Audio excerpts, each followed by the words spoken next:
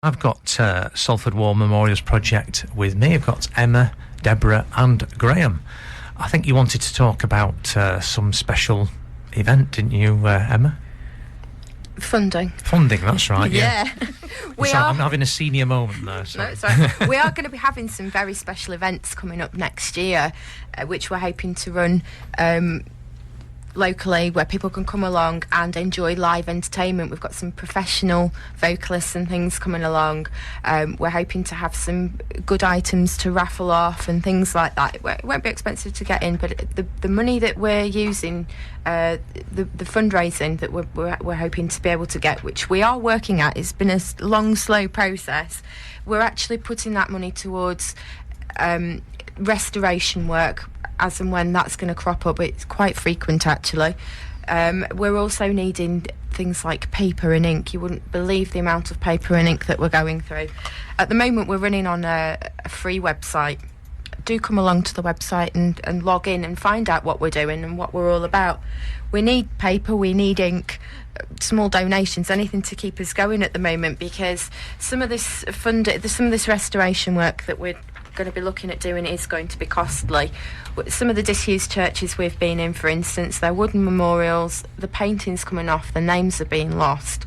Some of the outdoor memorials, the names have weathered away. It's not cheap to get these things done. There is a trust called the National War Memorials Trust. They do have grants and funds available, but they will only provide up to 50%. So it'd be down to somebody like us working alongside churches and other community projects who have an interest in those memorials to come along and help us raise the money to get those things repaired. It's not going to be cheap. No. And if everybody could just maybe, just give a small donation, that would help in a long way trying to put some of the things right. We have got some key rings for sale on the forum and some Regent Road prints that I've done. So if anybody wants to come on and fund us that way by actually buying something. We will give the details out again just a bit later. Obviously, if people want to get in touch and people want to give, assist in funding and everything. I was going to say, actually, we obviously will need to touch on Graham's your song, won't we, in a short while? Because I'm conscious of the time and everything. Yeah, it's a song you've written, isn't it? The Ballad of Billy Unsworth. Yeah, I've been as a hobby a songwriter for about 10 years, and I wanted to bring something out and produce, and I wrote a song called Letter to Mum. Around 10 years ago. I actually wrote it on Remembrance Sunday in the year 2000, and it was just a general letter that I made up in my own mind as a songwriter. As the years went by, I wanted to produce an album of this type of scenario. When I looked at Salford Online and saw the Swarm story, I followed the link, and here I am today. And speaking to a friend of mine, Tony Gibbons, he has a great uncle called William Unsworth, who he had several original letters sent back from the First World War, when he actually rejoined the British Army to go and fight in the First World War after being kind of goaded in the local pub that he would rejoin and go in. His efforts to get out of that didn't work, and he ended up going to Gallipoli and losing his life on the 21st of August in 1915. Tony kindly lent me the letters, and I did some research and came up with the Ballad of Billy Unsworth.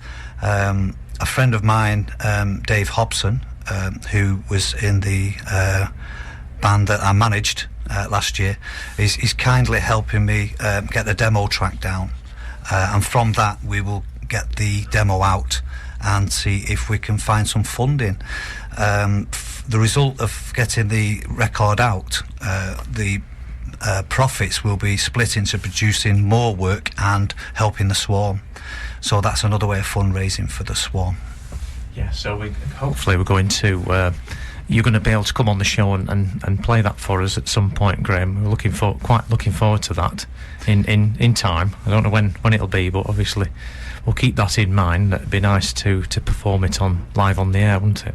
Yeah, I've had 4 musicians working with me on the song, once I get this demo out of myself and the acoustic and the vocals, the other musicians will then work on it with me. The 3 members of the Heartbreakers. The lead guitarist is actually my cousin Tony Roach, who's been on the show. From the Roach Twins. Yes. And once we've got that worked out and we get into the studio, we'll come and do it live for you in the studio. Oh, that'd be great. That'd be brilliant, yeah. Right, I think we'll take a bit of a break. We'll have a Simon and Garfunkel track now, and then we'll come back and we'll obviously let everybody know how they can get in touch with Deborah and Emma, and perhaps a little bit more about Billy Unsworth.